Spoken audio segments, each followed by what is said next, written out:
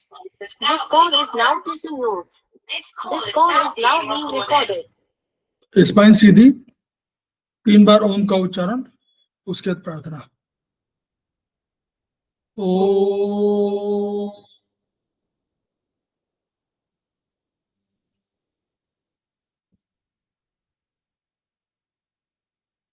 ओ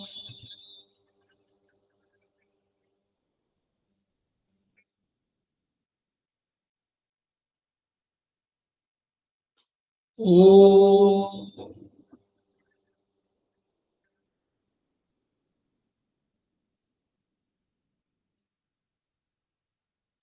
वह शक्ति हमें दो दयानिधि, कर्तव्य मार्ग पर डट जाए, पर सेवा पर उपकार में हम निज जीवन सफल बना जाए। वह शक्ति हमें दो दयानिधि, कर्तव्य मार्ग पर डट जाए। हम दीन दुखी निबलो विकलो के सेवक बन संताप हरे, जो है बिछड़े भूले भटके, उनको तारे खुद तर जाए। वह शक्ति दो दयानिधि, कर्तव्य मार्ग पर डट जाए। छल द्वेष दंभ पाखंड झूठ, अन्याय से निष्दिन दूर रहे, जीवन हो शुद्ध सरल अपना, शुचि प्रेम सुधारस बरसाए। वह शक्ति हमें दो दयानिधि, कर्तव्य मार्ग पर डट जाए। निज आन मान मर्यादा का प्रभु ध्यान रहे, अभिमान रहे, जिस देव भूमि में जन्म लिया, बलिदान उसी पर हो जाए। वह शक्ति हमें दो दयानिधि, कर्तव्य मार्ग पर डट जाए, पर सेवा पर उपकार में हम निज जीवन सफल बना जाए।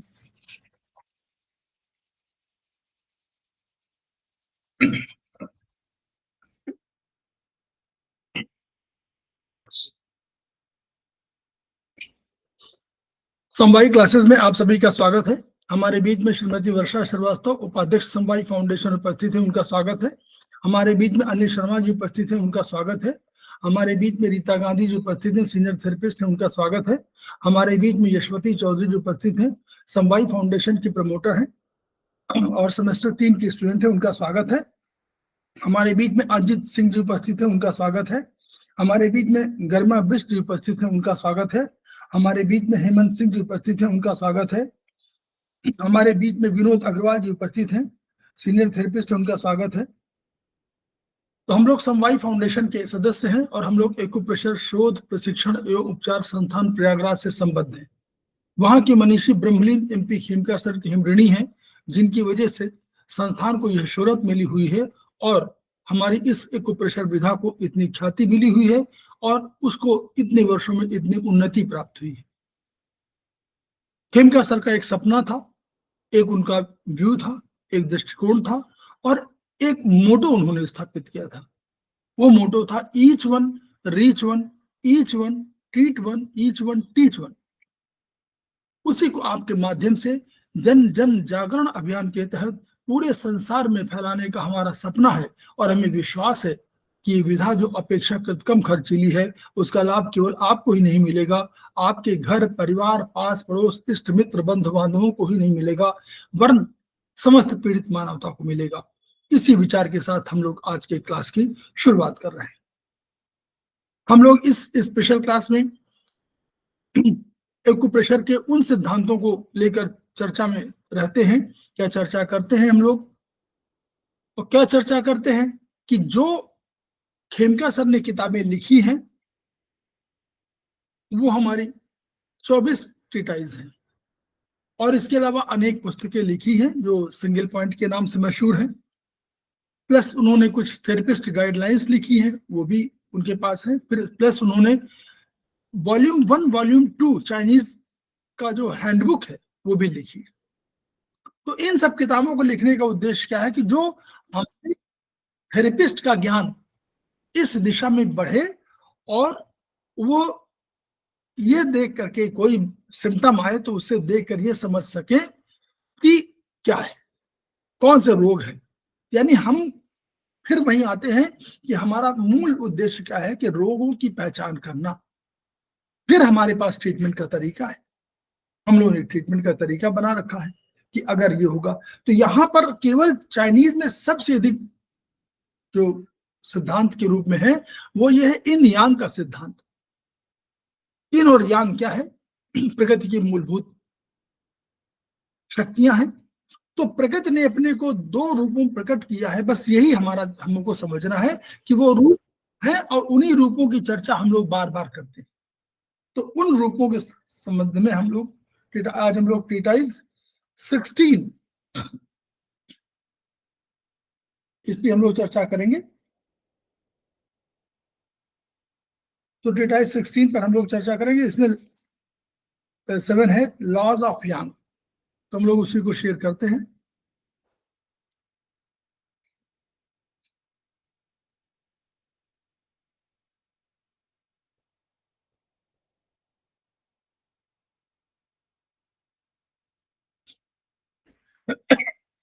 शेयर हो रहा है ना, लेकिन ये 16 नहीं हुआ।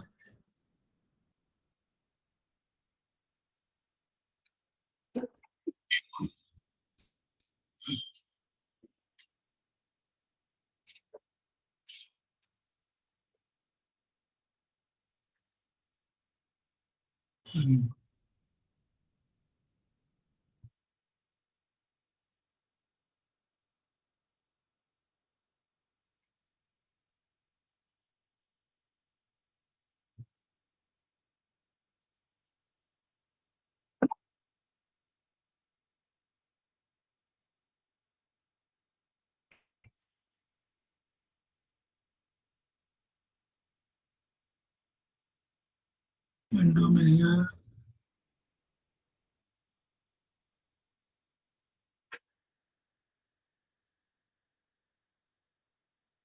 ये भी आ रहा है ना,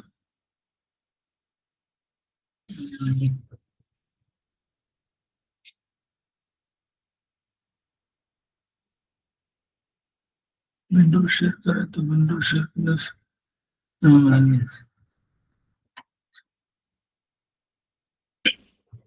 16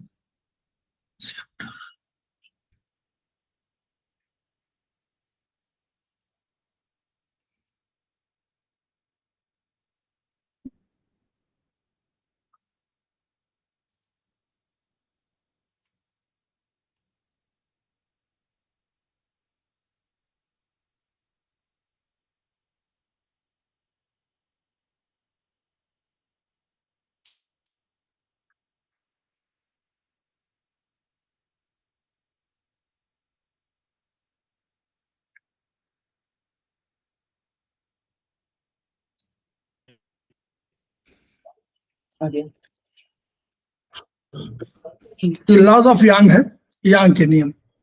ये हमारा चैप्टर 7 है 16 का।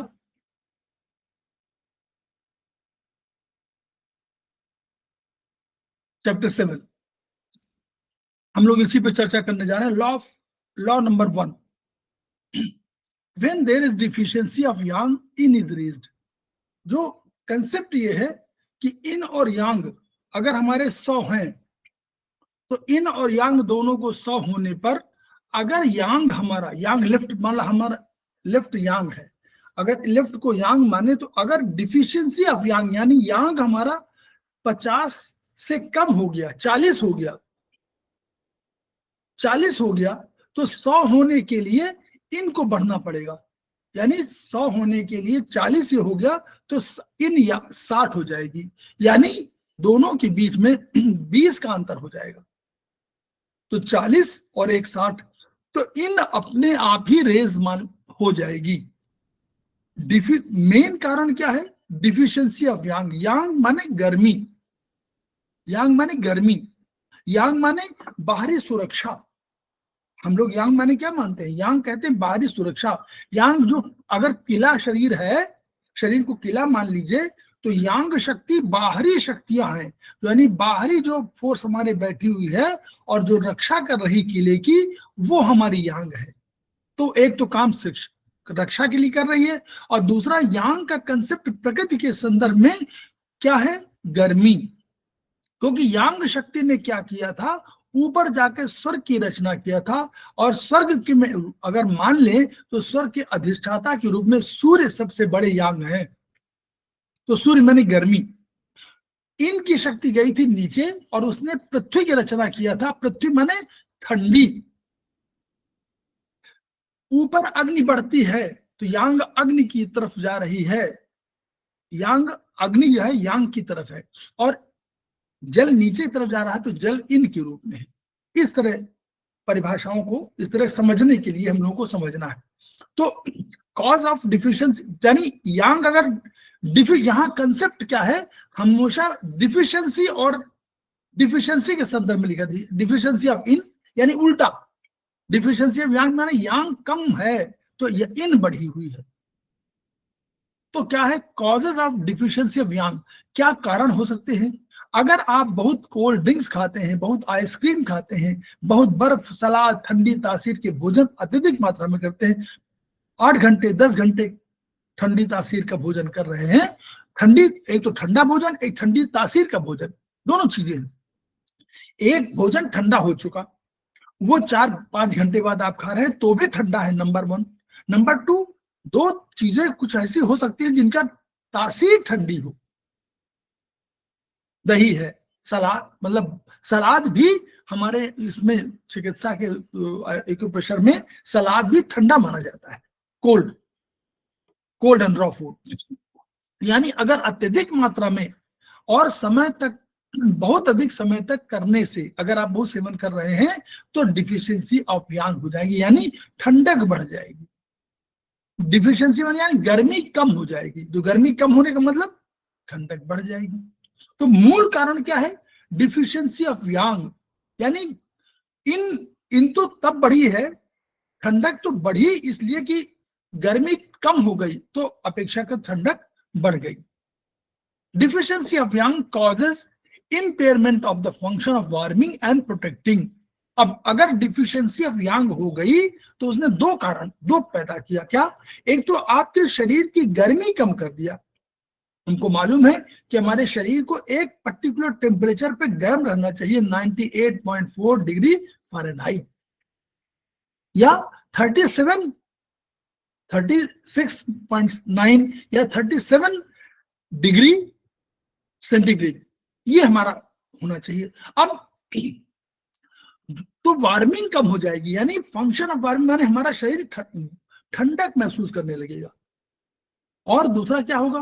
प्रोटेक्शन, यानी जैसे डिफिशियंसी ऑफ यांग होगी वैसे ही बाहरी शक्तियां जो हमारे शरीर में, हमारे शरीर की शक्ति जो बाहर की तरफ रक्षा कर रही है वो कमजोर पड़ गई।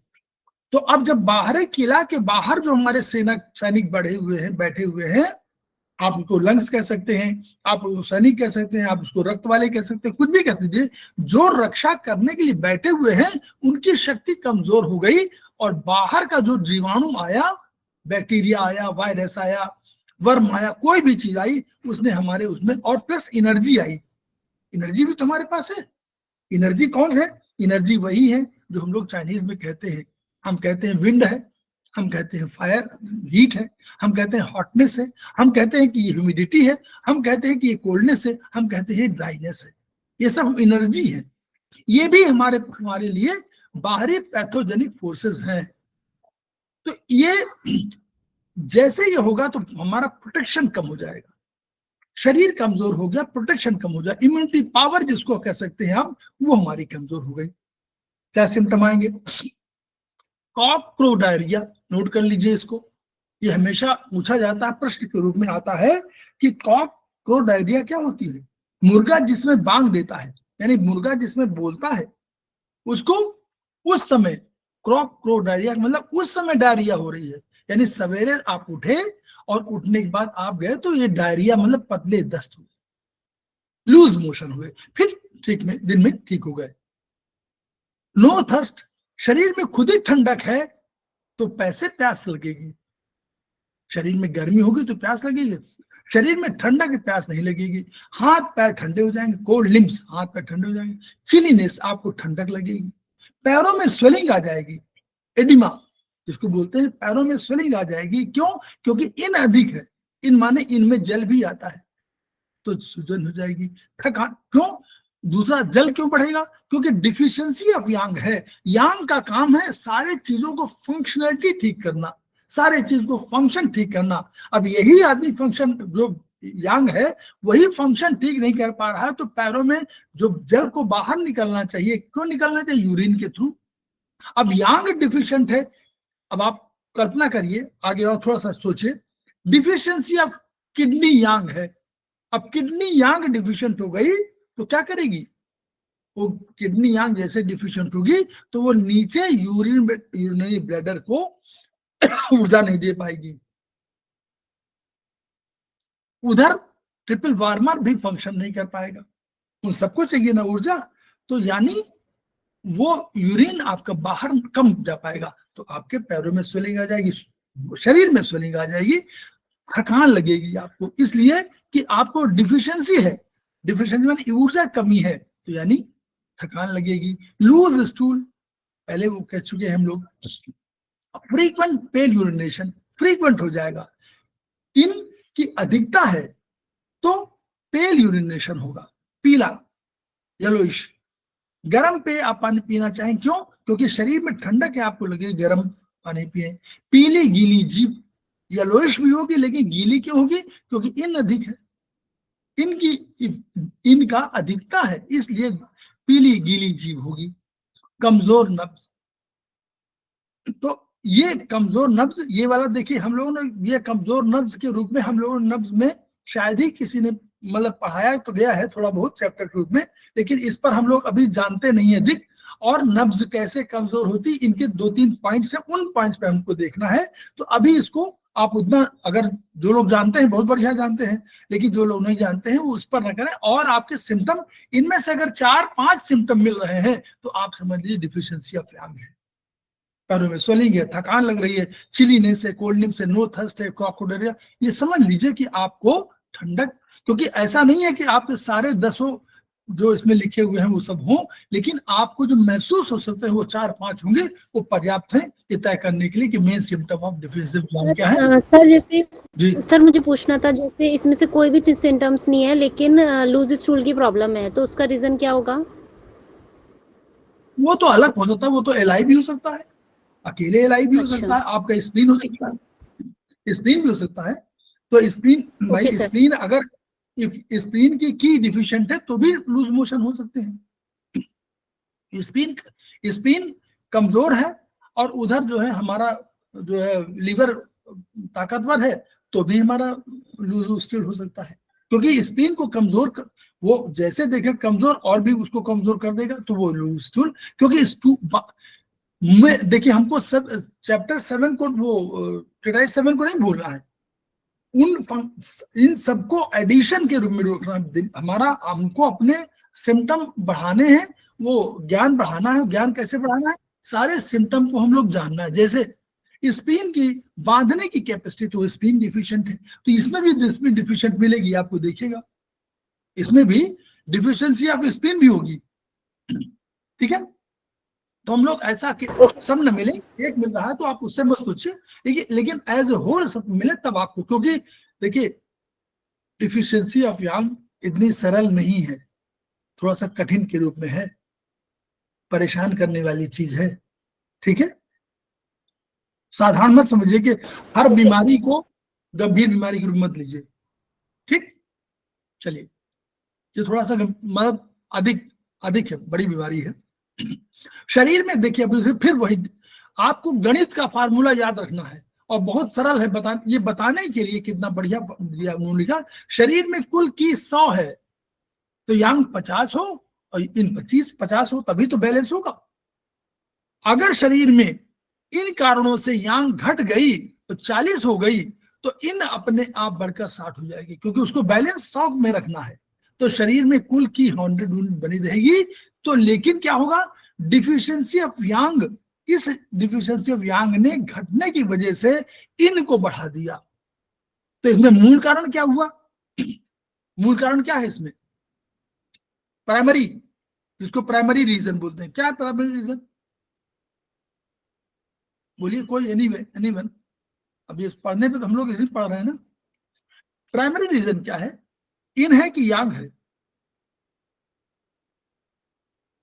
प्राथमिक कारण, हम लोग प्राथमिक कारण जानते थे, हम लोग कहते थे कि भाई जहां पर प्रॉब्लम हो, जिस हम लोगों ने पढ़ा है कहां पर, करस्पॉन्डेंस में, कि ये हमारा प्राइमरी, ये हमारा सेकेंडरी। जहां पर है ऑर्गन वो प्राइमरी है, और जहां पर ऑर्गन नहीं है, जैसे अगर लेफ्ट में कोई हार्ट लेफ्ट में होता है तो लेफ्ट में प्राइमरी है और सेकेंडरी हमारा राइट वाला है। अगर लीवर की बात करें तो लीवर राइट है तो राइट प्राइमरी है और लेफ्ट हमारा सेकेंडरी। यही तो हम लोग कहते हैं। तो प्राइमरी माने जो पहला रीजन हो। तो प्राइमरी रीजन क्या हम लोग बार बार पढ़ रहे हैं भाई, क्या पढ़ रहे हैं, डिफिशियंसी ऑफ अरे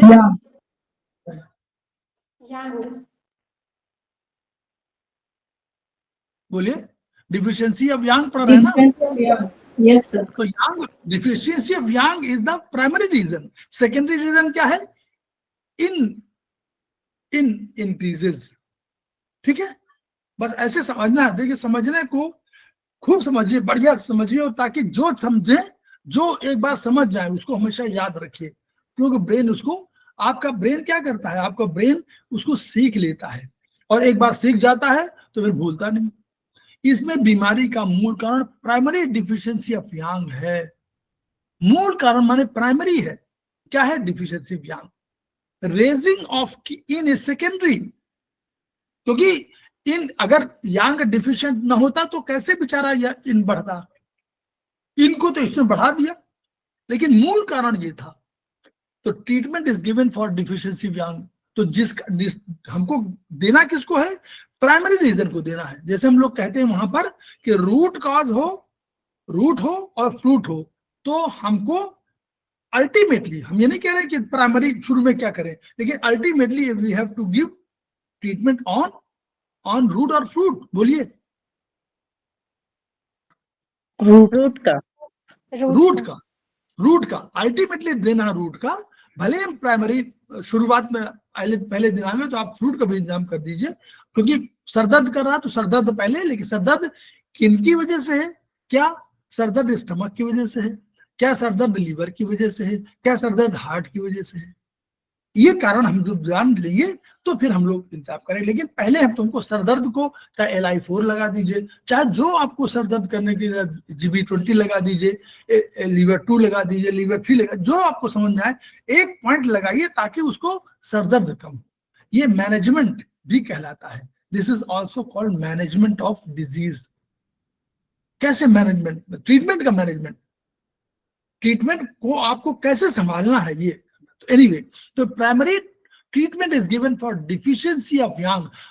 इसमें दो भी दे सकते हैं आप, डिफिशियंसी ऑफ यांग देंगे, यानी पहला रीजन हमारा डिफिशियंसी है, सेकेंडरी हमारा क्या है, या इनको हम रिड्यूस भी कर सकते हैं। इन हमारा बढ़ गया तो रिड्यूस कर सकते हैं। लेकिन टोन यांग ट्रीटमेंट क्या है, टोन यांग, ये फंडामेंटल है। हम ये नहीं कह रहे कि कौन सा है, किडनी है, स्प्लीन है, का ये बात ही नहीं हो रही। हम कह रहे टोन यांग, जिसको आप समझते हो कि 5-10 ऑर्गन में कौन से ऑर्गन की प्रॉब्लम है, हम वहां कह रहे हैं टोन यांग। एलिमेंट की बात कर रहे हैं। The organs which most commonly suffer from in yang deficiency, yang से सफर जो करते हैं क्या है, spleen, kidney, lungs, heart, stomach.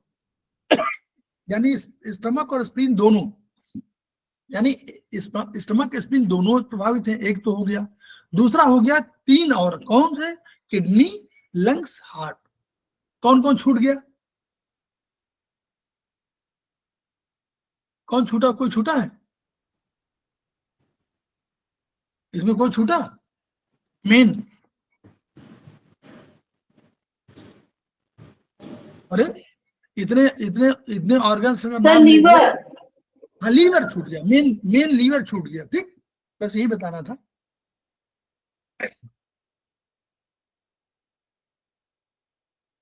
तो यानी लीवर की यांग डिफिशियंसी कम होती है, यही तो उसका अर्थ हुआ। लीवर में डिफिशियंसी ऑफ यांग नहीं हो रही ना, यही बात कर रहा है ना वो। Most commonly suffer from yang deficiency spleen, kidney, lungs, heart, stomach. ठीक, चलिए law number 2, when there is a chronic deficiency of yang, yang और घटती चली गई, क्रॉनिक, पुराना हो गई, yin is raised and empty cold is produced. Why empty cold? क्योंकि प्राइमरी रीजन जो है डिफिशियंसी ऑफ यांग की, जैसे को इन बढ़ी नहीं है, yin is raised and empty cold. Empty cold को हम समझ रहे हैं क्यों है? एम्प्टी और फुल कोल्ड की कंडीशन अलग अलग है, ये समझ रहे हैं ना। अगर प्राइमरी रीजन डिफिशियंसी ऑफ यांग है तो एम्प्टी कोल्ड होगा, अगर प्राइमरी रीजन इन है तो फुल कोल्ड होगा। अगर वास्तव में इन घट गई है, अगर वास्तव में इन बढ़ गई है, सॉरी, अभी अगर वास्तव में इन बढ़ गई है, यानी इन माने ठंडक, ठंडक खूब बढ़ गई है, आप बर्फ में लेटे हुए हैं, आपने कोई अपना व्रत कर रखा है कि आप 2 दिन तक बर्फ में लेटे रहेंगे, तो आपकी इन रेज हो गई, ये प्राइमरी कंडीशन है। तो उसमें क्या होगा? फुल कोल्ड कंडीशन होगी, फुल कोल्ड कंडीशन होगी। ठीक, तो ये पहले समझिए कि when there is chronic deficiency of yang, in is raised and empty cold is produced। हम लोग empty cold, empty heat जान रहे हैं, क्लियर है ना? कोई चिंता नहीं, बात नहीं है इसमें, हम लोग जान रहे हैं सबको। Main symptom of chronic deficiency of yang, इनकी क्रॉनिक डिफिशियंसी ऑफ यांग की जो मेन सिम्टम, पुराना हो चुका है रोग, तो क्या प्रॉब्लम हो सकती, क्या प्रॉब्लम होगी, क्या होगी? Oedema of ankles and legs. Oedema तो मानी अगर एंकल्स और लेग्स में स्वेलिंग खूब बढ़ जाए, एडिमा हो जाए, तो हमको डिफिशियंसी ऑफ यांग पर ध्यान जाना चाहिए कि यांग हमारा कहीं कुछ क्यों फंक्शन क्या है? किसी भी शरीर में ऊर्जा का या यांग का, ऊर्जा और यांग, तो यांग ही, यांग तत्व है प्रकृति का, तो यांग के रूप में ही आप ऊर्जा को ले सकते हैं। तो अगर ऊर्जा या यांग हमारे शरीर में फंक्शनलिटी प्रभावित होने लगे, तो हमारे शरीर में जो काम कर रहा है, सब रक्त बह रहा है, सारे जो है हमारे की बह रही है, की के साथ ची, जिसको ची बोलते हैं, ची बह रही है, उसके साथ हमारे तरल इधर से उधर जा रहे हैं, ये मूवमेंट कम हो जाएगा। तो एडिमा, एडिमा माने रुकना, एडिमा माने क्या है? रुकना, रुक गया, निकल नहीं पा रहा, यही तो है एडिमा, नहीं तो निकल जाता, उसको जहां बहना है वहां बह जाता। तो oedema of ankles of legs का मतलब हुआ कि हमारे क्रॉनिक डिफिशियंसी ऑफ यांग है, यानी यांग की शक्ति कम, इतनी कम हो गई कि उसने भैया संचित कर दिया, मूवमेंट ही नहीं कर पा रहा। Water retention in head causing oedema, sir में हो गया, वहां एडिमा हो गया। Water retention in heart causing oedema, उसने एडिमा क्रिएट कर दिया हार्ट में।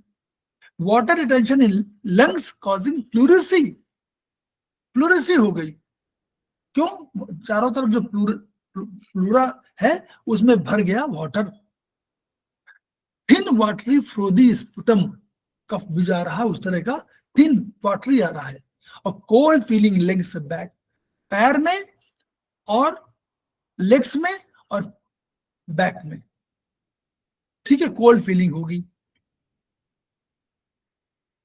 अब आइए, इसमें बीमारी का मूल कारण क्या है? डिफिशियंसी ऑफ यांग, पर साथ ही साथ शरीर में एम्प्टी कोल्ड के लक्षण भी प्रकट होंगे। एम्प्टी कोल्ड, ठंडक आपको लगेगी, डिफिशियंसी ऑफ यांग यानी यहाँ गर्मी घटी है तो क्या ठंडक लगेगी, इसमें उपचार डिफिशियंसी ऑफ यांग का टोनिफिकेशन करेंगे, डिफिशियंसी ऑफ यांग को बढ़ाएंगे और एम्प्टी कोल्ड के संबंधित बिंदुओं को घटाएंगे। ये फंडामेंटली मतलब ये सिद्धांत के रूप में है कि कैसे उपचार करना। फिर हम समझें कि भाई किसमें करें, लंग्स में करें, हार्ट में करें, किस में करें, वो अलग पॉइंट है। तो अभी हम लोगों को ये समझना है कि बीमारी का मूल कारण क्या है, ये सब चीजें हैं। तो कहीं डिफिशियंसी है, यांग की डिफिशियंसी है, और वो यांग की डिफिशियंसी को हम उस ऑर्गन के को टोनिफिकेशन के माध्यम से उसके जो पॉइंट है उनको गर्मी वाले पॉइंट बढ़ा देना, यही तो करना है। साथ ही एम्प्टी कोल्ड संबंधित बिंदु को सिलेक्ट करना है। तो tone yang for a long period of time, देखिए इसलिए बार बार कह रहे थे कि ये सब बीमारी थोड़ा सा आगे की बीमारियां हैं। Tone yang for a long period of time and select points related to empty cold and edema. इनके पॉइंट, एडिमा के पॉइंट हम लोग जानते होंगे, जानते हैं एडिमा के 4 पॉइंट। ऐसे ऐसे पॉइंट याद रखिए तभी याद होगा। 4 पॉइंट्स ऑफ एडिमा, नहीं 2 हम लोगों ने अभी पॉइंट पढ़ाए थे किसी में। कंसेप्शन वेसल मेरिडियन का कोई पॉइंट है, जल का पॉइंट नहीं। CV 8 के पास बगल में पॉइंट है CV 9। आप लोग देखिए, शेयर करिए, जब शेयर करेंगे तो अधिक समझ में आएगा। गलत बोलेंगे कोई दिक्कत नहीं, गलत बोलेंगे याद रहेगा आपको कि हमने गलत बोला था तो मुझे सही, लेकिन अब आप बोलेंगे नहीं तो फिर वही रहेगा कि फिर वो वाइवा में या और सब में तो आपको परेशानी होगी। आप बोलिए, गलत सही कुछ बोलिए, ऐसा तो है नहीं कि कोई टेस्ट नहीं हो रहा, ना 0 नंबर मिलना है ना 100 नंबर मिलना है किसी को। तो बोलिए, बोलने से क्या होगा, ये वो क्लासेस हैं, इनको आप यूज करिए। आप लेक्चर दे रहे हो कहीं तो इन क्लासेस को यूज करिए लेक्चर के रूप। ये क्या है, ये प्रैक्टिस ग्राउंड है। ये जो समवाई फाउंडेशन का जो है समवाई प्रेशर वाला, ये आपको लेक्चर ग्राउंड के रूप में आपको प्रैक्टिस करा रहा है। आप बोलिए, सही गलत बोलेंगे तो भी आपको बोलने की आदत पड़ी रहेगी। एनीवे चलिए, तो क्या है, हम कह रहे हैं tone yang for a long period of select points. तो हम लोग कह रहे हैं एडिमा, एडिमा का पॉइंट हम लोग कहते हैं। एडिमा के पॉइंट क्या हो सकते हैं, CV9 हमारा जल पॉइंट है। SP9 स्पिन का 9 पॉइंट क्या है, 1 2 3 5 9, यही तो है। तो 9वां पॉइंट हो गया हमारा, 5वां पॉइंट हो गया, 9वां है, 5वां पॉइंट हो गया, ये जल का पॉइंट हो गया। 1 2 3 5 9 तो 9वां पॉइंट होगा। तो यानी SP9 जल का पॉइंट है। और जल निकालने के लिए एक हम लोगों ने यूबी मेरिडियन पढ़ा है। यूबी मेरिडियन में यूबी मेरिडियन पढ़ा है। और हम लोगों ने पढ़ा एक ना यूबी नहीं, ट्रिपल वार्मर मेरिडियन को हम लोग और एक मेरिडियन के नाम से जानते हैं, कोई बता सकता है?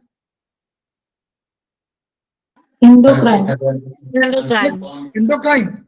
तो एंडोक्राइन सिस्टम कहा तो एंडोक्राइन सिस्टम नर्वस सिस्टम के साथ मिलके काम करता है, यही तो उसका फंक्शन है। और उसको TCM में कहा गया कि ये हमारा उस तरह का काम वो है जो ब्रेन के आदेशों को लेकर के इम्प्लीमेंट करता है। ठीक है, ब्रेन से आदेशों को लेकर इम्प्लीमेंट करता है। यानी शादी ब्याह में जो हम लोग पास एक होता है, कहते हैं इवेंट मैनेजर, वही तो कहते हैं ना कि इवेंट मैनेजर को बुलाइए। तो जो इवेंट मैनेजर है वही समझ लीजिए है कौन, तो हमारे उसका एक पॉइंट होगा, उसका पॉइंट होगा, बोलिए, यांग पॉइंट में यूबी में पॉइंट होगा कोई, यूबी नहीं, यूबी होगा, यूबी का पॉइंट होगा कोई, यूबी 22, कोई 22 होगा ना जी सर। आइए 13 14 15 पीछे में 13 14 15, तो लंग्स, ऊपर लंग्स है, फिर बीच में पेरिकार्डियम, फिर हार्ट। तो 13 14 15 16 17 छोड़ दीजिए, 18 19 लीवर गॉलब्लैडर, फिर 20 21 स्प्लीन, लेफ्ट में आइए स्प्लीन और स्टमक, फिर 22 में आ जाइए आप ट्रिपल वार्मर, फिर 23 में आ जाइए किडनी, 24 छोड़ दीजिए, 25 में आ जाइए आप एलआई, बाहर एलआई है, फिर 26 छोड़ दीजिए, 27 28 में आपका एसआई और यूबी, हाँ यूबी, बस ऐसे 13 14 15 16 17 छोड़ दीजिए, 18 19 20 21 22 23 तक आ जाइए, 23 तक हो गया किडनी, और 22 आ गया आपका ट्रिपल वार्मर, उसके नीचे किडनी, ट्रिपल वार्मर को बीच में कर दिया गया है, और 23 को फिर किडनी, और उसके बाद फिर एक पॉइंट छोड़ दीजिए, फिर 25 कर लीजिए, 25 हो गया एसआई एलआई का, और फिर 26 छोड़ दीजिए, 27 28 हो गया आपका उसका, इस तरह पॉइंट है। तो ऐसे हम लोग याद करने के सब तरीके हैं। तो हम लोग एडिमा का पॉइंट हम लोगों ने कहा CV9 SP9 और स्टमक का 28 पॉइंट और यूबी का 22 पॉइंट, बस 4 पॉइंट एडिमा के हमारे तय हो गए। सबको जल को निकालने का तरीका है, तो ऐसे हम लोगों को याद करना है। हम ये नहीं कह रहे कि हमको ये सब 3 4 जो पॉइंट उनको ऐसा याद कर लीजिए, करें ये जो 4 पॉइंट है, ये 4 पॉइंट है, उनके 4 पॉइंट है, ठीक। Law number 3, when there is chronic, very chronic deficiency of yang, बहुत chronic हो गई, in is raised, an empty cord is produced and shape, size and structure of the concerned organ increases. क्यों? in क्या है बोलिए, what is in? in माने हम कहते हैं कि in माने स्ट्रक्चर, in माने पोटेंशियल एनर्जी।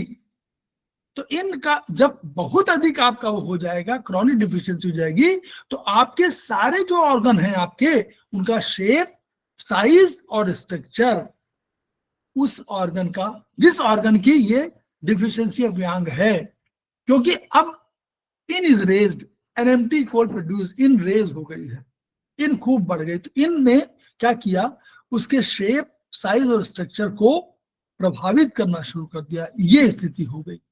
तो क्या, chronic heart yang deficiency causes cold hands, chronic heart yang deficiency हो गई तो हार्ट की मेरिडियन कहां से जा रही है, हाथों से जा रही है, तो उसने कोल्ड हैंड्स, मेरिडियन में कोल्ड हैंड्स हो गया। पैल्पिटेशन, पैल्पिटेशन उसका नेचर है, इसका हार्ट का। कार्डियोमेगाली हो जाएगी, कार्डियोमेगाली माने स्ट्रक्चर, कार्डियोमेगाली माने स्ट्रक्चर बढ़ गया, मेगाली, कार्डियोमेगाली कार्डियक की मेगाली, मेगाली माने बढ़ना, तो कार्डियक का मेगाली हो गई। And missing pulse, pulse miss करने लगी। क्रॉनिक स्प्लीन यांग डिफिशियंसी, देखिए हार्ट यांग थी, स्प्लीन यांग हो गई। उसने क्या कहा, उसने कोल्ड नीज एंड बैक, क्यों, पैरों में स्प्लीन की डिफिशियंसी कहाँ जाती है, पैरों में तो दिखाई पड़ेगी, क्योंकि वो पहले मेरिडियन कहाँ जा रही है उसकी, नीचे, नीचे से आ रही है ना, स्प्लीन की अंगूठे से आ रही है और अंदर साइड से आ रही है, मतलब भीतरी पैरों की तरफ से आ रही है ना, तो लेग से, तो वो cold knees and back, oedema of legs and splenomegaly, oedema of legs, सूजन, सूजन, सूजन आया था ना ऊपर, तो सूजन आएगी, स्प्लीन बढ़ जाएगी। क्रॉनिक किडनी यांग, किडनी यांग क्या करेगी, कोल्ड इन बैक, देखिए वो भी बैक से संबंधित रखता है, क्यों, किडनी क्यों, इस जो आपका पीछे का स्पाइन है वो भी कंट्रोल हो रहा है किससे, किडनी से।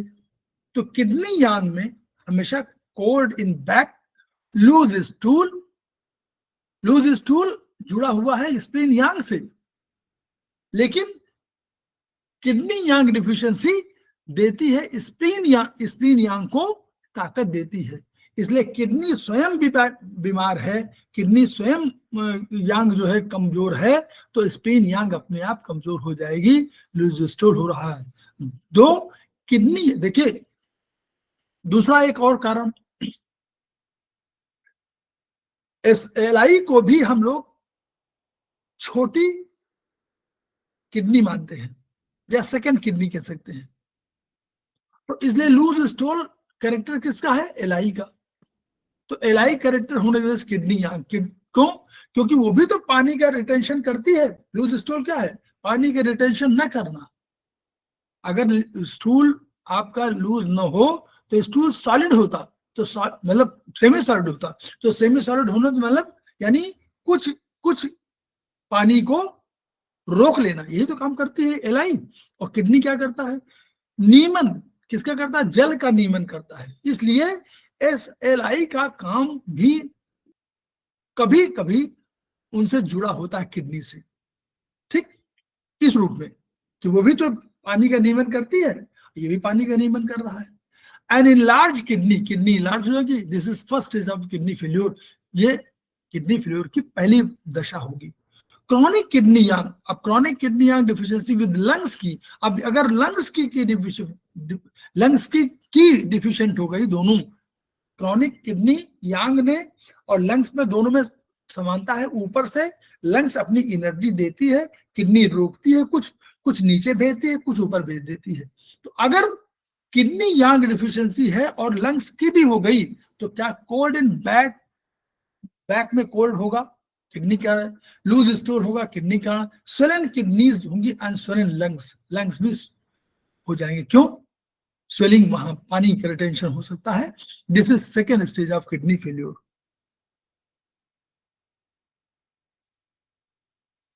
Chronic kidney yang deficiency with heart yang deficiency, heart की यांग अगर हो गई तो क्या करेगी? कोल्ड हैंड्स, हाथों में, कोल्ड बैक किडनी की वजह से, लूज स्टूल किडनी की वजह से, सोलन किडनी और सोलन हार्ट एंड ब्रेन। क्यों? हार्ट सप्लाई कर रहा है ब्रेन को, हार्ट सप्लाई कर रहा है ब्रेन को क्या? ब्लड, ब्लड माने क्या? न्यूट्रिशन, ब्लड माने न्यूट्रिशन, ब्लड माने ऑक्सीजन, भोजन, पानी, ये भी जा रहा है और ऑक्सीजन भी जा रही है। ऑक्सीजन से क्या करना है? सबको अपना ऊर्जा बनानी है, तो ऊर्जा कमी हो जाएगी तो ब्रेन, सोलिन हार्ट एंड ब्रेन हो जाएगा। This is third stage of kidney failure. तो यानी हमको तुरंत समझना है कि किडनी यांग डिफिशिएंसी है, किडनी फेल्योर के लिए किडनी यांग डिफिशिएंसी का कंसेप्ट है।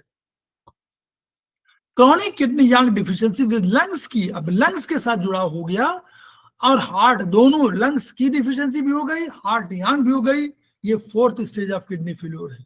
तो यानी जब कभी कोई फोर्थ स्टेज बोले किडनी बहुत क्रॉनिक हो गई तो हम समझना चाहिए कि यांग डिफिशिएंसी तो है ही है किडनी की, लेकिन लंग्स की डिफिशिएंसी भी है और हार्ट यांग डिफिशिएंसी भी है।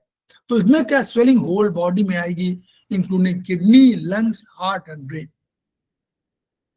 And chronic kidney yang deficiency with spleen yang भी हो गई, कॉजेस कॉक्रोडायरिया, वही जो भी आएगी स्प्लीन यांग, क्योंकि स्प्लीन जो है यांग डिफिशिएंसी में वो डायरिया होगी ना, तो डायरिया का कारण होगा एडिमा इन एब्डोमेन, क्योंकि स्प्लीन कंट्रोलर है एब्डोमेन की।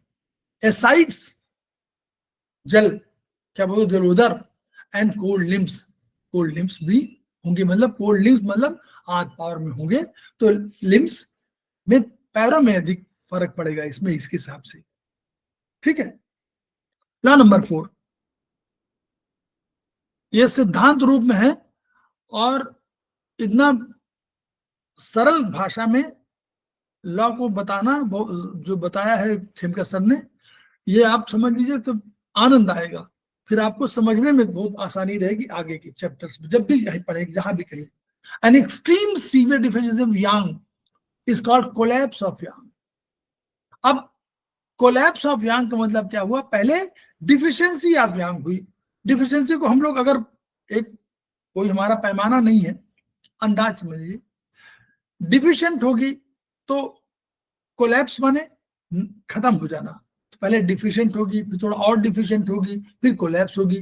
तो कोलैप्स मतलब अब आप ये मान के चलिए कि लगभग 25% रह गई और 75% कम हो गई। तो it also implies a complete separation of yin and yang, दोनों एक दूसरे से विमुख हो गए। There is no relationship between yin and yang, from each other, collapse of neuron is often but not necessarily followed by death. तो ये अगर स्थिति है, यानी हम जो हमारे अंदर की शक्ति है वो बिल्कुल नष्ट होने जा रही है, तो ये इन और यांग के बीच में कोई रिलेशनशिप नहीं रखती। अदरवाइज इन यांग एक दूसरे के साथ संबंध रखते हैं, लेकिन यहां पर नहीं है। तो ये कह रहे हैं कि हमेशा नहीं होता, लेकिन यह बहुत खराब स्थिति मानी जाती है। कोल्ड निम्स, नेचुरली आप समझ सकते हैं कि कोल्ड निम्स होंगे हाथ पैरों में। चिलीनेस, खूब ठंडक लगेगी। प्रोफ्यूज स्वेटिंग, स्वेटिंग भी क्यों, लंग्स, स्वेटिंग माने क्या हुआ, यानी लंग्स भी कोई फंक्शन नहीं कर पा रहा है, तो स्वेटिंग हो जाएगी, कोई अपना फंक्शन नहीं कर पा रहा है। Weak breathing, lungs, no thirst, ठंडक, frequent abandonment urination, kidney, incontinence of urine, kidney and spleen, loose stool, spleen, incontinence of the stool, LI2, a minute deep pulse, बहुत हल्की deep pulse।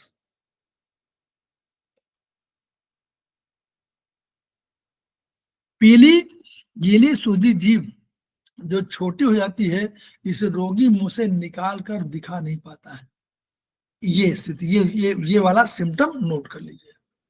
जीभ इतनी छोटी हो जाए जिससे रोगी मुंह से निकाल कर दिखा नहीं सके, कोलैप्स ऑफ यांग है। ठीक, और स्पेशली हार्ट यांग कोलैप्स में। Tone yang for a long period of time, raise yang by doing moxa. Yang को भी रेज करिए। यांग के रेज करने के पॉइंट भी बहुत से होते हैं, कहीं GV1 दिया हुआ है, GV20 भी दिया हुआ है, UV35 भी दिया हुआ है। ये यांग को रेज करने के भी आपके पॉइंट, रेजिंग के पॉइंट जो भी आपको एनर्जी बढ़ा रहे हो, यांग की एनर्जी को, तो मोक्सा, इन्होंने कहा मोक्सा करीबन तुरंत उनको एनर्जी दीजिए। मोक्सा माने जल्दी एनर्जी हो गई ना, गर्मी। Heart is the organ that is likely to suffer from yang collapse. Yang collapse में हार्ट जो है नॉर्मली कोलैप्स होता है, ये वाला उन्होंने बताया। उसी में आपको रोगी जीभ छोटी हो जाती है और रोगी मुंह से निकाल कर दिखा नहीं पाता। लॉ नंबर 5, जब यांग बढ़ती है तो इन घटती है, इससे फुल हीट बढ़ती है। अब यांग बढ़ी, अब उल्टा आ गया, अब यांग कम था, अब यांग बढ़ने लगी, तो क्या करे, इन घटेगी।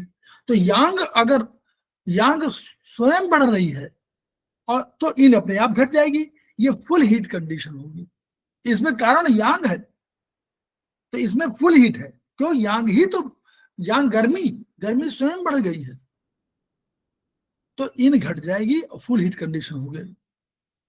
क्या मेन सिम्टम होंगे, बेचैनी हो जाएगी, फीवर, बुखार, क्यों, गर्मी बढ़ी है। अनिद्रा, शरीर में ऊपर, यांग माने ऊपर, तो इसमें क्या, यांग हीट, देखिए यांग बढ़ती है तो यांग माने सर, या अगर आप डायफ्राम से ऊपर जाएंगे तो क्या होगा, यांग है कि इन है, ऊपर यांग, तो फीवर होगा, बुखार भी। अनिद्रा होगी, क्योंकि अनिद्रा यहीं पर आती है। थर्स्ट, प्यास, क्यों, जब क्या लिखा हुआ इसमें, गर्मी, जब यांग बढ़ती है तो इन घटती है। अब यांग बढ़ी तो खूब गर्मी लगेगी, तो आपको खूब प्यास लगेगी, कंपन, ट्रेमर हो सकते हैं। यांग बढ़ गई, तेज गर्मी खूब हो गई। रेड फेस, लाल भभूगा चेहरा, रेड आईज, कॉन्स्टिपेशन, क्यों हो जाएगा, सुखा देगा वो, गर्मी बढ़ जाएगी तो अंदर सूखा, ड्राइनेस हो जाएगी, सूख जाएगा, जितना वाटर है अंदर सुखा देगा, तभी तो पास। स्कैंटी डार्क यूरिन, अब बहुत कम यूरिन होगा, है पानी है ही नहीं शरीर के अंदर, सब जला दिया है, लेकिन तो जो भी निकालेगा टॉक्सिन की वजह से डार्क यूरिन होगा। टॉक्सिन तो निकलने हैं, पानी कम है, टॉक्सिन अधिक है। तो अगर आप किसी जल में आप 10 किलो जो है चीनी डाल दीजिए, तो पानी कितना रहेगा, और 1 किलो चीनी डालिए तो पानी अधिक रहेगा, है ना। तो चूंकि टॉक्सिन है, टॉक्सिन निकलने तो उसकी जो scanty dark urine, rapid rapid full pulse, बहुत तेज धड़ धड़ धड़ करेगा फुल, एक red tongue with yellow coat, red tongue होगी, हमेशा नोट करिए, रेड टंग माने गर्मी, और येलो कोटिंग होगी तो भी गर्मी, येलो कोटिंग होगी तो भी गर्मी, रेड टंग, रेड टंग माने गर्मी लगी है, और येलो कोट माने दोनों गर्मी, मतलब उसको यानी फुल हीट कंडीशन है, दोनों गर्मी है। वो गर्मी केवल क्या बोलते हैं उसको, एम्प्टी गर्मी नहीं है, बल्कि रेड टंग है गर्मी की वजह से, और येलो कोट है गर्मी, दोनों गर्मी है, यानी पूर्ण गर्मी है। This is internal full heat pattern, this is an excess pattern of disease, hence treatment is given by sedation of the related points। क्योंकि ये इंटरनल फुल हीट कंडीशन है, इसलिए हमको इसमें सबको सिडेट करना है जो पॉइंट है, एक्सेस पैटर्न है, तो एक्सेस पैटर्न होगा तो एनर्जी बढ़ी हुई है, हम घटाना है। Organ affected by full heat are liver, heart and stomach, तीन ही है, लीवर है, हार्ट है, स्टमक है। तो स्टमक है, उसके ऊपर हार्ट है, उसके बगल में लीवर है, तीनों एक साथ। तो आप हमेशा समझ जाएं कि जब फुल हीट कंडीशन होगी तो नॉर्मली हम लोगों को ध्यान जाना चाहिए केवल तीन पर, या तो स्टमक हीट बढ़ी हुई है, या हार्ट हीट बढ़ी हुई है, या लीवर हीट बढ़ी हुई है। क्लियर? ऐसे हम लोग समझना है। कितना बढ़िया दिया हुआ, हम लोग बहुत अधिक चिंता मत करें कि इसी पर रहें, इतना भी समझ जाएंगे तो बहुत बढ़िया। लीवर फायर ब्लेजिंग में फुल हीट बढ़ी है, फायर, लीवर की फायर बढ़ गई, ज्वर नहीं होगा इसमें। लीवर फायर ब्लेजिंग में फुल हीट बढ़ी है, ज्वर नहीं होगा। जीभ के किनारे पर लाल उभार वाले छाले होने पर समझ जाइए, क्यों? किनारों पर ही, हम लोग जो टंग का बनाया है उसमें किनारे पर लाल उभार वाले छाले, छाले पड़ेंगे लाल रेडिश, तो हम समझना चाहिए कि लीवर में, क्योंकि लीवर में ये फुल हीट की कंडीशन है कि लाल उभार वाले छाले साइड में बने हुए हैं जीभ के किनारे पर। हार्ट में फायर बढ़ने पर रोगी को एक्सट्रीम बेचैनी होगी, मैनिक बिहेवियर, अंडशंट पकना हो जाएगा, या इररिलेवेंट चीजों को बनना है। जीभ पर लाल रिम के छाले, जीभ पर लाल रिम के छाले, ऐसे रिम, तो रिम छाले हो तो हार्ट, और अगर ये आपके लाल छाले हो साइड में तो liver. Excess consumption of hot and greasy food, खूब, मतलब हॉट ग्रीजी फूड में कौन आता है? जैसे हॉट में आएगा आपका जिसके तासीर गर्म होगा शराब, तासीर गर्म होगी तो अगर नॉनवेज में मुर्गा उर्गा सारी चीजें, ग्रीजी फूड खूब मक्खन, है ना, एक जितना जितना ब्रेड है उतनी मोटी मक्खन, ये। और लॉन्ग स्टैंडिंग इमोशनल प्रॉब्लम्स, ये भी प्रॉब्लम है, मन से जुड़ा हुआ है कि मन अगर बहुत आपका थक गया, परेशान हो गया, इमोशनल प्रॉब्लम हो गई, तो वो स्टेग्नेशन ऑफ की कर देगा, सब चीजों को रोक देगा कि रुक गई। स्टेग्नेट माने रुक गई, स्टेग्नेशन ऑफ की क्रिएट्स हीट। हम लोगों ने पढ़ा था ना कि जब भी स्टेग्नेशन ऑफ हीट होगी तो वो कंट्रावेक्शन या स्टेग्नेशन जो भी होगा वो एक्सेस कंडीशन होगी, यानी एक्सेस माने हीट बढ़ जाएगी। सिडेट यांग ट्रीटमेंट है। 6 नंबर, kidney yang deficiency causes adrenal glands to be hypoactive. बस ये समझना, यही समझना है। किडनी यांग डिफिशियंसी, ऊपर क्या हुई? किडनी यांग डिफिशियंसी माने, बोलिए ऊपर क्या है, किडनी के ऊपर क्या है, बोलिए जल्दी बताइए। एड्रिनल ग्लैंड, किडनी के, यस, एड्रिनल ग्लैंड्स। तो एड्रिनल ग्लैंड्स हाइपोएक्टिव हो जाएंगे, क्यों? किडनी यांग डिफिशियंसी, यांग ही तो डिफिशिएंट है। यांग माने ऊपर, और ऊपर माने कौन है? एड्रिनल ग्लैंड, तो वो उसकी डिफिशियंसी है। किडनी यांग डिफिशिएंट है तो ऊपर वाला ही तो डिफिशिएंट है, तो यहां बैठा हुआ है, किडनी के ऊपर बैठा हुआ है एड्रिनल ग्लैंड, तो वही डिफिशिएंट हो गया, ये तो कह रहा है वो, यानी किडनी यांग की डिफिशियंसी है, यानी किडनी के ऊपर जो बैठा हुआ है ऊपर की साइड में वही डिफिशिएंट है, वो यानी हाइपोएक्टिव है। डिफिशियंसी माने हाइपोएक्टिव। बोलिए, समझने में कुछ सरलता है ना? जब किडनी यांग डिफिशिएंट है, ऊपर यहाँ बैठा हुआ यूं, यहाँ पर ये है, तो किडनी कह रहा है कि यांग डिफिशिएंट है, तो किडनी का ऊपर वाला पोर्शन डिफिशिएंट है। यही तो यांग माने हमारे शरीर का यांग क्या है, हेड, तो वहां पर किडनी का यांग जो है एड्रिनल ग्लैंड वो डिफिशिएंट है। डिफिशिएंट माने hypoactive. Adrenal glands are situated on the yang side of the kidney, main symptom of hypoactive. ठीक है, तो ये हाइपोएक्टिव एड्रिनल ग्लैंड्स का ये मेन सिम्टम है कि किडनी यांग डिफिशिएंसी होगी। जैसे ही हम लोगों को हाइपोएक्टिव ग्लैंड्स माने एड्रिनल ग्लैंड को, हमको समझना है कि इनको किडनी यांग डिफिशिएंसी का उपचार करना है। कोई रिपोर्ट आई कि एड्रिनल ग्लैंड्स हाइपोएक्टिव, तुरंत हमको करना क्या है, किडनी यांग डिफिशिएंसी का उपचार कर देना है। जो भी वहां से निकाल रहा हो, एपिनेफ्राइन, कार्टिजोल, जो भी निकाल रहा हो, ये सब वो सब जहां आपका कार्टिजोल की संख्या घट गई तो हम तुरंत इसका उपचार कर दें, किडनी यांग डिफिशिएंसी का। लॉ नंबर 7, शरीर के किसी इंटरनल ऑर्गन की शेप, साइज, स्ट्रक्चर बढ़ गई तो इसका कारण उस ऑर्गन के यांग की डिफिशिएंसी है। क्यों? यांग डिफिशिएंट होगी तो इन बढ़ जाएगी, तो इन बढ़ जाएगी माने शेप, साइज, स्ट्रक्चर उसका बदल जाएगा।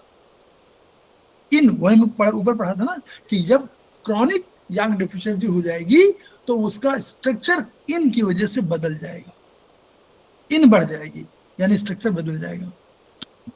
Law number 8, spleen Yang deficiency and kidney yang deficiency together, अगर दोनों है कि स्प्लीन भी है और किडनी भी है। अब ऊपर पढ़िएगा सिम्टम, क्रॉनिक एंटेराइटिस, आंतों का प्रदाह, कह रहा है कि स्प्लीन यांग डिफिशिएंसी है और किडनी भी यांग डिफिशिएंसी है तो आंतों में इन्फ्लेमेशन, आंतों में इन्फ्लेमेशन आ जाएगी। ठीक है, स्प्लीन का संबंध, स्प्लीन ही तो भेज रही है कि स्प्लीन ही तो भेज रही है अपने उसको नीचे आंतों में, SI में, तो वो क्रॉनिक एंटेराइटिस आ जाएगी, आंतों का प्रभाव हो जाएगा। डिसेंट्री हो जाएगी, आम हो जाएगी, दोनों, चूंकि स्प्लीन और किडनी यांग भी है, दोनों चीजों हो तो इसलिए डिसेंट्री हो। फिर नेफ्राइटिस, किडनी की वजह से नेफ्राइटिस हो, गुर्दे का हो जाएगा, और कॉक्रोडायरिया स्प्लीन यांग की डिफिशिएंसी की वजह से। पेट और पैर में सूजन, तो पेट किसको रिप्रेजेंट कर रहा है, स्प्लीन को, और पैर किसको कर रहा है, बोलिए, किडनी को, किडनी को, किडनी को दोनों कर रहा है, किडनी और स्प्लीन दोनों को पैर कर रहे हैं, लेकिन पेट कर रहा हमारा स्प्लीन का। कंट्रोलर कौन है, ट्रिपल वार्मर का कंट्रोलर मिडिल में कौन है, स्प्लीन और स्टमक। ठीक है, तो ऐसे हम लोग समझना है। Law number 9, heart yang deficiency causes सिक साइनस सिंड्रोम, पेसमेकर सिंड्रोम। ये सिक साइनस माने क्या, साइनस सिंड्रोम क्या मानता है, वो जो उसका बैठा हुआ है उसको वो स्पेशली उसको बोलते हैं ऐसे नोड बोलते हैं ना, पेसमेकर को ऐसे नोड। जी सर, तो मानते हैं साइनो एट बोलिए, साइनो एट्रियम नोड, तो एट्रियल नोड सर, तो साइनो इसलिए कहा गया, साइनो क्यों कहा गया, साइनो हार्ट वो लंग्स की वजह से कहा गया, तो साइनो इसीलिए साइनस सिंड्रोम, वही उनका सिक साइनस सिंड्रोम माने यानी लंग्स का जो जुड़ाव है वही पास में ऐसे नोड वाला है, तो ऐसे नोड की वजह से सिंड्रोम कह दिया गया पेसमेकर सिंड्रोम। उसको उन्होंने कहा, उसको कहा गया अपनी उनके भाषा में कहा गया कि sick sinus syndrome, sino atrial node, ये पेसमेकर सिंड्रोम। अगर हार्ट यांग डिफिशिएंसी होगी, यानी अगर हार्ट यांग डिफिशिएंट है तभी हमको पेसमेकर की आवश्यकता है। क्लियर? तो यानी हार्ट यांग डिफिशिएंसी हमको याद रखना कि पेसमेकर जरूरत है। तो पेसमेकर के पॉइंट हम लोग जानते हैं, doctor wall, pacemaker point HHC, heart, हाँ यस, हार्ट 6A राइट, जी सर, ठीक है, हार्ट 6A राइट, और हम लोग 7 भी लगा देते हैं उसको। TCM में 7 बोलते हैं, TCM में 7 बोलेंगे, लेकिन डॉक्टर वॉल ने कहा नहीं 6A और राइट में, क्यों? उन्होंने राइट लेफ्ट कर दिया ना। तो हमारा ये जो होता है ऐसे नोट किधर होता है, राइट में होता है कि लेफ्ट में होता है? सर राइट में। साइड में। जो राइट में होता है, और राइट होता है एट्रियम में, राइट एट्रियम में होता है, राइट एट्रियम में राइट साइड में होता है। इसलिए हम लोग डॉक्टर बॉल ने राइट में लगाया। ठीक, चलिए आगे। हम लोग ऐसे सारी चीजें क्लबिंग होनी चाहिए ना, साथ साथ हमको याद रखना सारी चीजें, पुराना भूलना नहीं है, नए को याद रखना है और पुराना भूलना नहीं। Yang deficiency may cause cardiac and respiratory failure. भाई वो बार बार कह रहे हैं कि हार्ट का प्रॉब्लम होगी तो पल्पिटेशन होगा, ये होगा, साइनस होगा, पेसमेकर होगा, तो यानी कार्डियक फेल्योर भी हो सकता है और रेस्पिरेटरी फेल्योर भी हो सकता है। कार्डियक और रेस्पिरेटरी जुड़े हुए हैं एक दूसरे से, वो उनको ऑक्सीजन पहुंचाता है, वो ऑक्सीजन लेता है जाकर के, और दोनों फंक्शन करते हैं एक साथ। इसलिए heart yang deficiency and lungs के deficiency are to be treated together and simultaneously, एक साथ करने चाहिए। क्यों? हार्ट, ऊपर हम लोगों ने सिम्टम में दिखाया था हार्ट यांग डिफिशियंसी और लंग्स की डिफिशियंसी में, तो कहा था कि उसमें करना चाहिए, और दोनों को ट्रीटमेंट हमेशा समझिए। हार्ट का जब भी ट्रीटमेंट करें आप, कभी भी किसी भी टीसीएम में, डॉक्टर वॉल कहीं भी, तो कोशिश करिए कि हार्ट और लंग्स दोनों का ट्रीटमेंट करें। लंग अगर हार्ट का ट्रीटमेंट करें तो लंग्स के में चाहे आप कुछ मत लगाइए, मेथी, चना, मटर कुछ लगा लीजिए, उसी तरह ही लंग्स के करें तो हार्ट में कोई ना कोई मेथी, चना, मटर कुछ भी लगा दे। क्लियर? क्यों? दोनों के सेंटर कहाँ है? बीएचबी में। बीएचबी में सेंटर कहाँ दिखाए गए हैं? बीएचबी में, बीएचबी माने बेसिक ऑफ ह्यूमन बॉडी, उसमें हम लोगों ने कहा है कि कोई ऐसा ऑर्गन है, डायफ्राम के ऊपर सर। नहीं, एक ऑर्गन की बात कर रहे हैं। ऑर्गन बताया है कि इस ऑर्गन में इसके सेंटर है।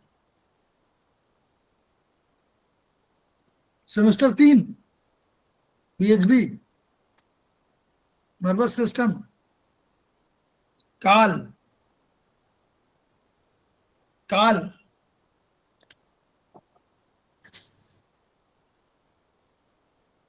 मेडुला, मेडुला में सेंटर है ना, yes sir, cardiac centre, respiratory centre है, सारे सेंटर वहीं पर है। तो मेडुला और यूबी10 हमारे पास मेडुला का पॉइंट है, तो हम यूबी10 को भी लगा सकते हैं, मेथी। ठीक है, यूबी10 मेडुला सेंटर, मेडुलरी सेंटर है ना, तो वहीं पर साहब मेडुला में सेंटर है, वो वाइटल सेंटर है, और ये सब बहुत अच्छे सेंटर हैं, उसको बोल, मेडुला मत भूलिए, यूबी10 मत भूलिए।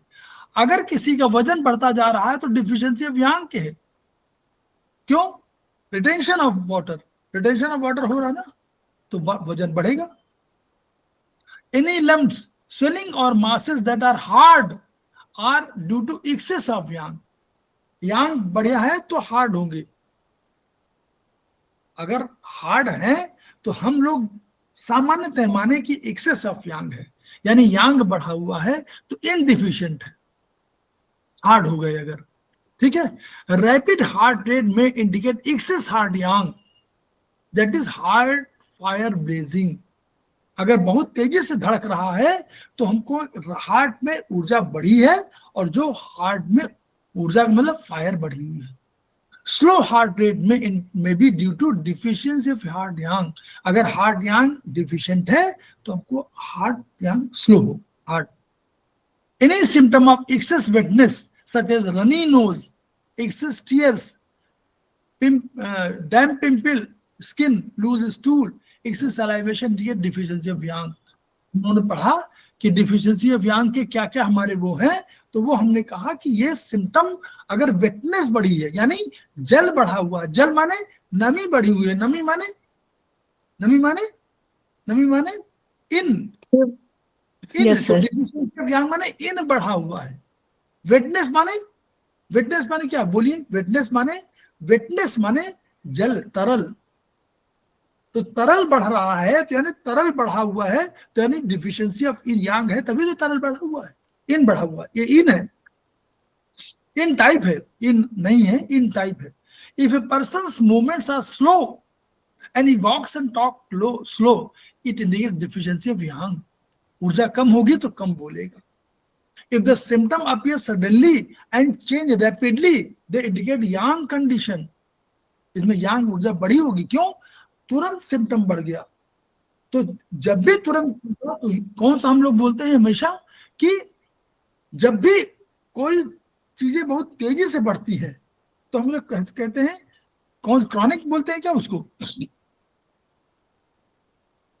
क्रॉनिक बोलते हैं, क्रॉनिक बोलते हैं कि एक्यूट बोलते हैं? एक्यूट. एक्यूट, एक्यूट कंडीशन है. एक्यूट कंडीशन हमेशा पहले शरीर बीमारी आएगी, बाहरी उसमें आएगी. याद रखिए, बार बार थेरेपी कहती है कि हमारे शरीर में बाहरी में एक कौन सी ऊर्जा है? कौन सी ऊर्जा है? कौन सी ऊर्जा है? भौतिक की वो पराभौतिक? पराभौतिक एक ऊर्जा शरीर है जिसको हम लोग पराभौतिक कह सकते हैं. तो ऊर्जा शरीर माने पराभौतिक. वो उसमें वो हमारे शरीर की रक्षा कर रहा है. पहले उसी में पहले ऊर्जा आगे टकराती है.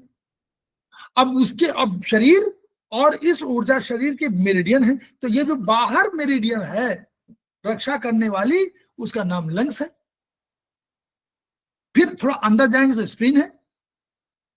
तो ये जो लंग्स, अब जब बाहरी फोर्सेस हमारे कोई भी आएंगे, चाहे अमीबा हो, चाहे बैक्टीरिया हो, चाहे वायरस हो, लेकिन इसके साथ साथ हमारी सारी एनर्जी, बाहरी एनर्जी, फोर्सेस ऑफ नेचर, ये हमारी एनर्जी अटैक करेंगी तो क्या होगा? तुरंत तेज परिवर्तन आएगा. ये हमको कहते हैं यांग. पहले यांग प्रभावित होगा. इन तो बहुत अंदर है, इन तो अंदर बैठा हुआ हड्डियों में है ना. कंसेप्ट वाइज इन अंदर है, चाहे कहीं हो, सब जगह होगा, अंदर है. यांग बाहर है. तो यांग पहले प्रभावित होगा. तो इसको एक्यूट कंडीशन बोलते हैं. इसमें सिडेट करने के यांग को. Law number 17. Law number 18. अब दो लॉ और रह गए हैं, इसलिए हम इसको खत्म ही कर लें. Law number 18. If yang is normal the things will be kept moving. Yang बिल्कुल सही दुरुस्त है तो सारी चीजें मूवमेंट करके, क्योंकि चलना जिंदगी का नाम, जीवन है, इसलिए मूवमेंट करना पड़ेगा आपको. You have to move. उसी तरह एनर्जी हैज टू मूव, रुकना नहीं है. की will flow normally and fluids will be transformed and excreted normally. जहां जिसका जो काम है ट्रांसफॉर्मेशन का, वो ट्रांसफॉर्मेशन होगा. निर्माण, ट्रांसफॉर्मेशन माने का निर्माण, कोई निर्माण हो रहा है. वे और एक्सक्रीट माने वेस्ट प्रोडक्ट जा रहा है. यानी फैक्ट्री पूरा काम करती रहेगी, ट्रांसफॉर्मेशन होगा. ये बन रहा, वो बन रहा, सब बन रहा है. अगर फैक्ट्री ठप हो गई तो आप क्या कहते हैं? अरे जो बंद हो गई, तो परेशान हो जाता मालिक. कोई मालिक होगा परेशान हो जाएगा. तो यानी इस फैक्ट्री को, शरीर रूपी फैक्ट्री को हमेशा सारे काम करते रहने हैं, है ना. चलना जीवन का नाम है ना. तो चलते रहे, है ना. तो चलना जीवन का नाम है. इसलिए की will flow normally and fluids will be transform and बाहर. जिसको वेस्ट है बाहर निकालिए, हमारी जरूरत नहीं. हम घर का कूड़ा एक दिन बुलाते हैं, भाई बाहर निकाल जाओ, बाहर निकाल कर दिया, वो चला गया. 2 दिन नहीं रखते. क्यों नहीं रखते? क्योंकि ये हमारा नॉर्मल फंक्शन है. नॉर्मली यही होता है. इफ यांग इज डिफिशिएंट, की स्टैग्नेट्स. बाहर कूड़ा लेने वाला बीमार हो गया तो क्या करेंगे? उसने कह दिया कि हम कूड़ा नहीं ले जाएंगे. तो यांग डिफिशिएंट है, तो जहां हमारा कूड़ा है यहीं रखेगा. कूड़ा हो, जो काम, सब काम रुक गया. आज कूड़ा नहीं जाएगा, आज कोई सब्जी नहीं लेने जाएगा, यही बीमार हो गए तो सारे लोग, अपना कोई काम नहीं होगा, फंक्शन नहीं होगा. की जो की है वो फंक्शन की बात कर रही है. तो की स्टैग्नेट्स, रुक जाती है. अगर यांग डिफिशिएंट होगा तो की में रुकावट आएगी. Fluids are not transform. ना तो फ्लूइड का ट्रांसफॉर्मेशन होगा. ट्रांसफॉर्मेशन माने बनाना, निर्माण, एक से दूसरे, दूसरा से तीसरा, तो ना एक्सक्रीट होगा. Therefore yin will prevail.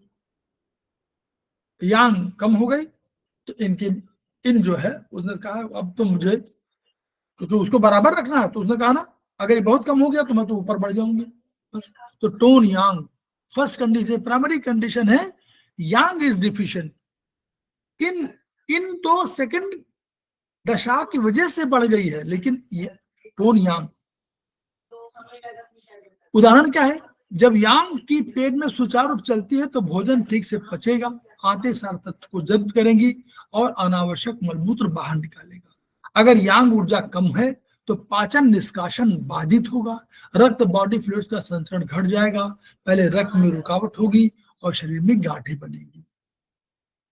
ठीक है, तो ये यांग ऊर्जा कम होगी तो ये शरीर में गांठें बनेगी क्योंकि रक्त में रुकावट आने लगेगी, बस ये समझना है। लॉ नंबर 19, शरीर में बॉडी फ्लूइड्स की आवश्यकता यांग की डिफिशियंसी कारण होती है। बॉडी फ्लूइड्स की आवश्यकता नहीं, कमी शायद यांग की यांग की बॉडी फ्लूइड्स की आवश्यकता यांग की डिफिशियंसी कम होती। तो यांग अगर डिफिशिएंट हो गया तो क्या करेगा, वो बॉडी फ्लूइड्स अधिकता हो सकती है, बॉडी फ्लूइड्स अधिक हो जाएगी। यांग डिफिशिएंट तो बॉडी फ्लूइड्स बढ़ जाएंगी, है ना, बढ़ जाएंगी, आवश्यकता नहीं अधिकता होगी। किसी और लॉ नंबर 20, किसी ऑर्गन का फंक्शन घट जाता है तो कारण उस यांग की डिफिशियंसी है, फंक्शन घटा तो यानी यांग की डिफिशियंसी हो गई। अगर हार्ट की फंक्शनिंग घट गई तो हार्ट यांग डिफिशियंसी हो गई, तो ऐसे हार्ट यांग डिफिशियंसी को उपचार देना है। कोलैप्स ऑफ यांग में रोगी की जीभ सूज जाती है और वो उसे बाहर नहीं निकल पाता, रोगी का पेशाब मल अपने आप निकलता है और ये अंतिम दशा की सूचना है। हम लोगों को इससे कुछ समझ में आया होगा कि हम लोग कैसे समझते हैं कि इन और यांग, जो हम लोग चर्चा करते रहते हैं कि इन यांग कैसे समझें, क्या समझें, क्या होगा। तो ये इसका बहुत विस्तार से खेमका सर ने लिखा है और हम लोग इसको अगर एक दो बार और पढ़ेंगे तो हमारा जो ज्ञान और बढ़ जाएगा और तब हम लोग समझेंगे कि वर्चुअली हम ट्रीटमेंट की दशा में आगे बढ़ेंगे, अपना ज्ञान बढ़ाएंगे और हमेशा ज्ञान को मूवमेंट, देखिए हमेशा आया ना, कोई चीज रुकनी नहीं चाहिए, रुकेगी तो क्या होगा। अभी क्या देखा हम लोगों ने, यांग रुका तो क्या बनी, शरीर में गांठें बन गई। तो गांठें मत बनने दीजिए, फ्लो कर दीजिए, जो ज्ञान आपका आया ट्रांसफर कर दीजिए, दूसरे को बता दीजिए, दूसरा तीसरे को बता देगा। तो उससे जैसे जैसे बढ़ता जाएगा वैसे ज्ञान बढ़ता जाएगा। और खेमका सर का यही सपना हमारा पूरा होगा। क्या होगा, each one reach one, each one treat one, each one teach one. इन्हीं शब्दों के साथ हम लोग 2 मिनट का ब्रेक लेते हैं, फिर आते हैं।